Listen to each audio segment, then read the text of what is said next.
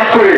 ঠিক তেমনই ভাবে 2009 আওয়ামী লীগ সরকার গ্রহণ করার পরবর্তীতে বিগত 17 বছর স্বৈরাচারের কোন নির্যাতনের অদৃশ্য হয়ে ছাত্র জনতার সেই 5ই আগস্টের যে ছোড়াটাকে বিদায় করেছে, সেই বিদায়কে আমরা সকলে মিলেই সেই বিদায় করেছি।